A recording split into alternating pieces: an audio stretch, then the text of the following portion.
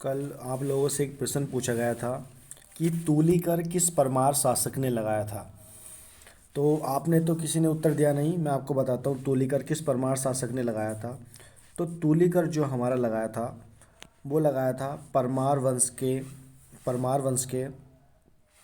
55वें राजा। जो 55वें राजा थे हमारे, कौन थे 55वें राजा? तो 55वें राजा थे हमारे सुदर्शन शाह। कौन थे? सुदर्शन शाह। इन्हीं के द्वारा तूली कर लगाया गया था। और देख लेते हैं सुदर्शन शाह से संबंधित कुछ बातें। तो इन्हीं के द्वारा टिहरी रियासत की स्थापना की गई थी। कब? 28 दिसंबर 1815 को इन्हीं के द्वारा की गई थी। और ये परमार वंश के तो 55वें राजा थे। और अगर टिहरी रियासत के पहले राजा आता है तो वो कौन थे? तो वो यही थे, टिहरी रियासत के फर्स्ट थे और परमार वंश के 55वें राजा थे। ठीक। तो तूलीगढ़ जो हमारा लगाया था वो लगाया था सुदर्शन शाह ने। तो आप में से किसी ने भी इसका उत्तर नहीं दिया। बड़ा खेद का विषय है, ये देना चाहिए आपको उत्तर। आज के क्वेश्चन देखते हैं हम 20 प्रैक्टिस सेट के। पहला क्वेश्चन क्या कहता है, देखिए। सम्राट अकबर के समकालीन सहजपाल कौन से क्रम का कौन से क्रम के शासक थे? तो इसका आंसर हो जाएगा 42वें क्रम के शासक थे सहजपाल। किसके समकालीन थे? ये अकबर के समकालीन थे। ठीक। और उस समय जब कुमाऊं में शासन चल रहा था सहजपाल के समय में, तो सहजपाल के समय में जब कुमाऊं में शासन चल रहा था तो वो शासन कर रहा था इधर रुद्रचंद। रुद्रचंद भी अकबर के ही समकालीन था। रुद्रचंद भी अकबर के ही समकालीन था, लेकिन रुद्रचंद जो था वो चंद वंश का था और सहजपाल जो था वो परमार वंश का था। तो हमें बताना है कि कौन से क्रम का शासक था सहजपाल। तो ये था 42वें नंबर का। कौन से क्रम का था ये? 42वें नंबर का था। ठीक। और अकबर ने इसी के समय में, किसके समय में? सहजपाल के समय में एक दल भेजा था गंगा जी का स्रोत का पता लगाने की। गंगा जी का जो स्रोत है वो कहाँ से है। तो एक दल भी इसी के समय में भेजा था, जिसे हम कह सकते हैं अन्वेषक।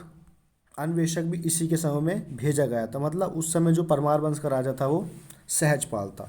अगला क्वेश्चन देखते हैं। क्वेश्चन नंबर 2 है, प्रथम स्वतंत्रता सेनानी कालू मेहरा का जन्म कब हुआ था? प्रथम स्वतंत्रता सेनानी कालू मेहरा का जन्म कब हुआ था? तो इसका आंसर हो जाएगा 1831 में इसका जन्म हुआ था। और इसका हुआ था लोहाघाट के बिशुण गांव में।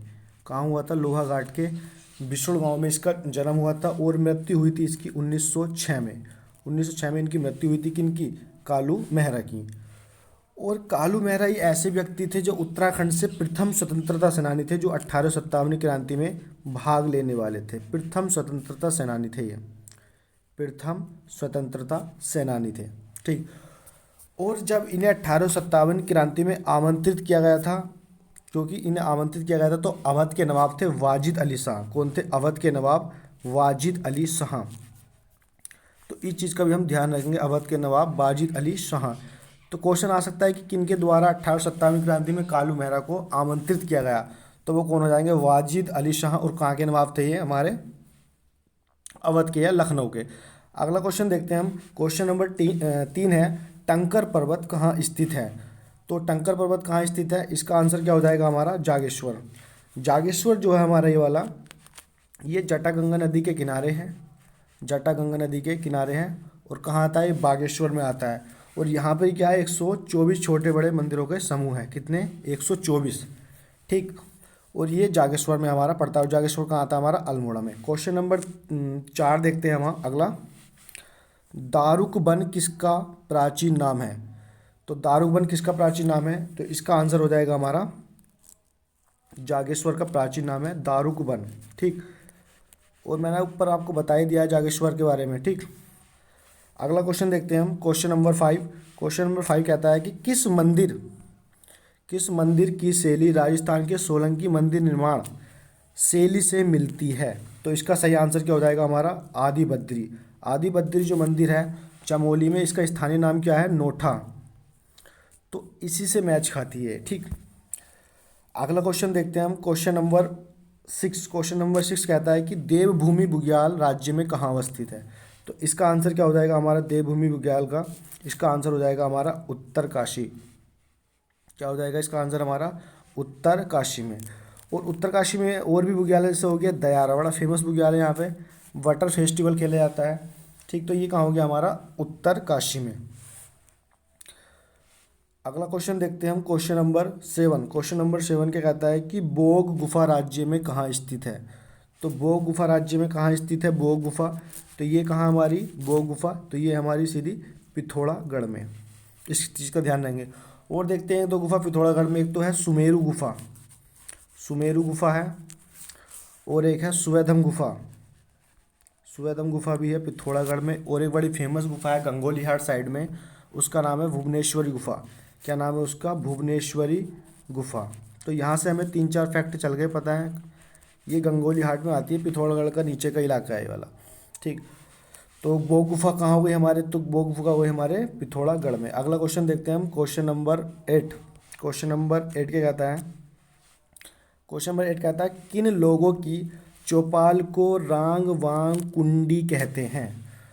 तो किन लोगों की चौपाल को रांग वांग कुंडी कहते हैं, तो इसका आंसर क्या हो जाएगा, भोटिया की, भोटिया को कहते हैं रांग, इनकी चौपाल को कहते हैं रांग वांग कुंडी। और ये कहाँ पे है, भोटिया जनजाति सबसे अधिक पाई जाती है हमारी कहाँ, पिथौरागढ़ में। कहाँ पाई जाती है हमारी, ये पिथौरागढ़ में सबसे अधिक पाई जाती है। ठीक, और इन्हीं के द्वारा शीतकाल में प्रवास किया जाता है, शीतकाल में। ठीक, शीतकाल में प्रवास भी इन्हीं के द्वारा किया जाता है, शीतकालीन प्रवास।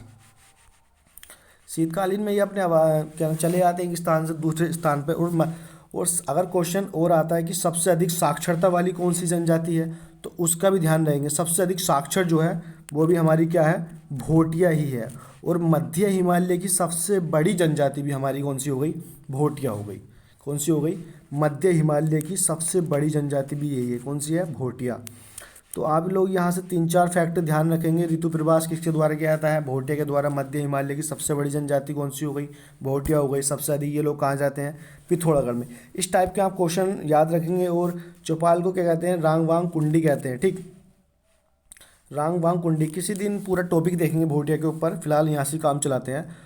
तो अगला क्वेश्चन देखते हैं हम लोग, क्वेश्चन नंबर 9 है, गढ़वाल भाषा का प्रथम मासिक, गढ़वाल भाषा का प्रथम मासिक पत्र कौन सा था। तो इसमें 3 ऑप्शन दिए, तो इसका आंसर क्या हो जाएगा, विशाल कीर्ति। विशाल कीर्ति जो था गढ़वाल भाषा का प्रथम मासिक पत्र था। और किसने निकाला था ये निकाला था हमारा सदानंद कुकरेती ने। किसने निकाला था, सदानंद कुकरेती ने ये निकाला था। ये लोग हम ध्यान रहेंगे, सदानंद कुकरेती ने। ठीक, टाइपिंग मिस्टेक हो रही है, इस चीज़ का ध्यान रहेंगे। गढ़वाली भाषा का प्रथम मासिक पत्र कौन सा था, तो ये था विशाल कीर्ति। और ध्यान रखें कहाँ से निकला था ये, तो ये निकला था हमारा पौड़ी गढ़वाल से।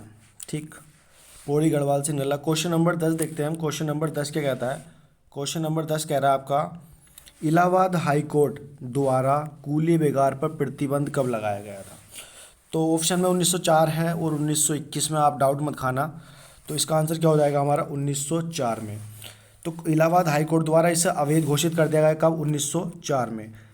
लेकिन ये कूली बेगार प्रथा जो बद्रीनाथ पांडे जी द्वारा हुई थी, इसका समापन हुआ था 13-14 जनवरी को, 13-14 जनवरी को।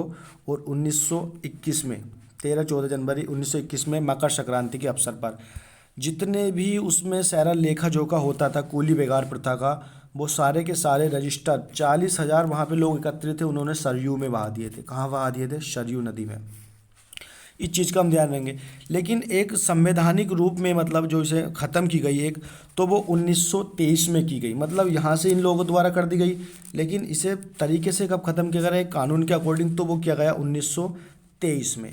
और इलाहाबाद हाई कोर्ट द्वारा 1904 में। इस चीज़ का ध्यान रखें, कब किया गया था, 1904 में।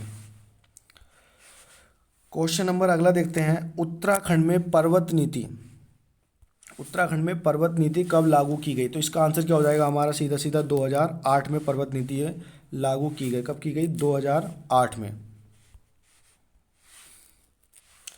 क्वेश्चन नंबर 12 देखते हैं कि चंद वंश का 50वां शासक कौन था। पूछ लेता है कई बार, तो चंद वंश का 50वां शासक कौन था। तो ये कौन था हमारा, बाज बहादुर। कौन था ये, बाज बहादुर। बाज बहादुर था ये हमारा चंद वंश का 50वां शासक।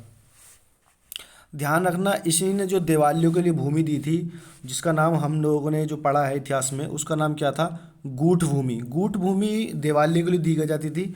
और इसी के समय में दी गई थी, मतलब इसी के द्वारा दी गई थी। कैलाश मानसरोवर उसमें मार्ग का काम चल रहा था, तो इसी ने दी थी, बाज बहादुर चंद ने। और ये 50वां चंद वंश का राजा था।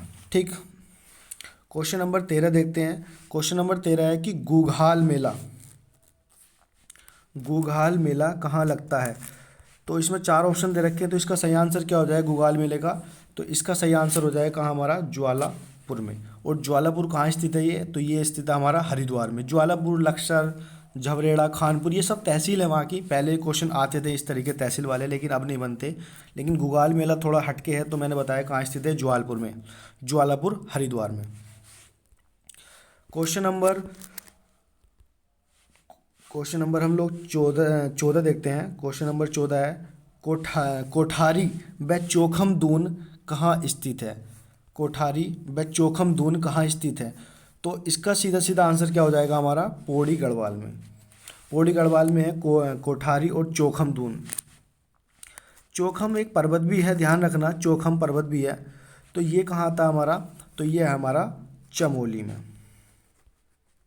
ये चीज़ यहाँ से हम ध्यान रखेंगे। क्वेश्चन नंबर 15 देखते हैं। क्वेश्चन नंबर 15 है भरी मुनि जलप्रपात कहाँ स्थित है? तो इसका आंसर क्या हो जाएगा? पिथौरागढ़ में। भरी मुनि जलप्रपात कहाँ है? पिथौरागढ़ में है। और यहाँ ये जो है पिथौरागढ़ से 15 किलोमीटर की दूरी पर है। कितनी दूरी पर है? 15 किलोमीटर की दूरी पर स्थित है। पिथौरागढ़ में और भी फेमस जलप्रपात हैं, जैसे यहाँ पे भेल छड़ा जलप्रपात। कौन सा है? भेल छड़ा जलप्रपात। इस चीज़ का हम ध्यान रखेंगे। भेल छड़ा जलप्रपात भी कहाँ स्थित है? ये पिथौरागढ़ में स्थित है। क्वेश्चन नंबर 16 देखते हैं। क्वेश्चन नंबर 16 कहता है हमारा रिंगाल का उपयोग किसके लिए किया जाता है? तो रिंगाल का उपयोग किसके लिए किया जाता है हमारा? कालीन, कटोरा, टोकरी में इसका प्रयोग किया जाता है। क्वेश्चन बनता है यहाँ से, और पीछे अभी बना है शायद फॉरेस्ट गार्ड में, यहाँ से क्वेश्चन पुटअप करा था आयोग ने।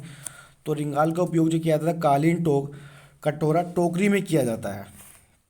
ठीक, क्वेश्चन नंबर 17 देखते हैं कि कुमाऊं के प्रथम कमिश्नर कौन थे? सबसे पहले तो हमें यही चल गया पता। तो कुमाऊं के प्रथम कमिश्नर कौन थे? ये थे हमारे गार्डनर। तो पूछ रहा है कुमाऊं के प्रथम कमिश्नर गार्डन का कार्यकाल कितना रहा था? तो इसका आंसर क्या हो जाएगा हमारा? 9 माह। 9 माह इनका कार्यकाल रहा था। ठीक है, और इनके सहायक के रूप में कुछ ही समय बाद क्या हुआ? विलियम टेल को अपॉइंट कर दिया, और इन्हें वहाँ पे काठमांडू भेज दिया, कुछ क्या नाम है, ब्रिटिश कामकाज से रिलेटेड। और इन्हीं के द्वारा कुमाऊं में जून 1815 में, कब? जून 1815 में, जून 1815 में, ध्यान रखेंगे, बड़ी प्रसिद्ध डेट है ये। तो बच्चों की जो बिक्री होती थी, बच्चों की बिक्री, वो अवैध घोषित कर दी इन लोगों ने। इसी के द्वारा, कमिश्नर के द्वारा अवैध घोषित कर दी गई। और जब ये बना था, तो ये बना था हमारा कुमाऊं कमिश्नर जो बना था, तो ये बना था हमारा 3 मई 1815 को। कब बना था? 3 मई 1815 को। ज़्यादा समय नहीं कर पाया ये शासन, इसलिए विलियम टेल को अपॉइंट कर दिया। और विलियम टेल को ही क्या कर रहा है, इसका जो वास्तविक माना जाता है कुमाऊं कमिश्नर प्रथम, तो वो विलियम टेल को ही माना जाता है। क्वेश्चन नंबर 18 देखते हैं। क्वेश्चन नंबर 18 कहता है कि 1946 में पर्वतीय क्षेत्र के लिए अलग से प्रशासनिक भाग बनाने के लिए किसने मांग उठाई? तो इसका आंसर क्या हो जाएगा हमारा? बद्रीदत्त पांडे। बद्रीदत्त पांडे जी द्वारा ही क्या नाम है, सर्वप्रथम पर्वतीय क्षेत्र के लिए अलग प्रशासनिक की मांग उठाई गई, सर्वप्रथम। और बद्रीदत्त पांडे को क्या कहा जाता है? कुमाऊं केसरी कहा जाता है। इनका जन्म कब हुआ था? 1882 को। कब हुआ था इनका जन्म? 1882 को। और कहाँ हुआ था इनका? कनखल में हुआ था। कहाँ हुआ था? कनखल में हरिद्वार में हुआ था। इस चीज़ का भी हम ध्यान रहेंगे। पीछे आयोग ने पूछा था एक बार बद्रीदत्त पांडे का, उनका पंडित गोविंद बल्लभ पंत का जन्म, इस बार पूछ सकता है किसी का भी, तो हम लोगों को याद रखना है। ठीक है, कुमाऊं केसरी भी कहा था इन्हें। कुमाऊं केसरी की उपाधि का कारण हमारे इनका इतना ही था, जो कूली बेगार प्रथा थी उसको इन्होंने समाप्त किया था। क्वेश्चन नंबर 19 देखते हैं। क्वेश्चन नंबर 19 कहता है किस स्थान को कुमाऊं तथा गढ़वाल के ज्यामितीय केंद्र बिंदु पर स्थित है? गढ़वाल और कुमाऊं का कौन सा क्षेत्र है जो ज्यामितीय केंद्र बिंदु पर स्थित है? तो इसका आंसर क्या हो जाएगा हमारा? गैरसैंण। इसका आंसर क्या हो जाएगा हमारा? गैरसैंण इसका आंसर हो जाएगा। ध्यान रखेंगे क्या हो जाएगा इसका आंसर हमारा? गैरसैंण। और गैरसैंण का ही प्राचीन नाम क्या हमारा? ये चंद्रनगर भी है। क्या नाम है इसका? प्राचीन नाम भी क्या है गिरिशरण का हमारा? तो ये भी इसका प्राचीन नाम हम ध्यान रहेंगे, चंद्रनगर, चंद्रनगर। और वर्तमान में ये उत्तराखंड की शीतकालीन राजधानी भी घोषित कर दी गई है। क्वेश्चन नंबर 20 देखते हैं हम लोग। क्वेश्चन नंबर 20 है झटेला, झटेला और टेकुबा जो सामाजिक प्रथा थी वो किस में प्रचलित थी? तो किस में प्रचलित थी? कोल, किरात, खस। तो इसका आंसर क्या हो जाएगा हमारा? सीधा सीधा खस हो जाएगा। खस में ये प्रचलित थी। कौन सी? झटेला, झटेला और टेकुबा। तो वीडियो अगर सही लगती है आपको लाइक शेयर और कमेंट्स करो। त्रुटि हो गई किसी प्रकार की, ठीक। आगे देखते हैं क्या होता है, आप लाइक शेयर कमेंट्स करना।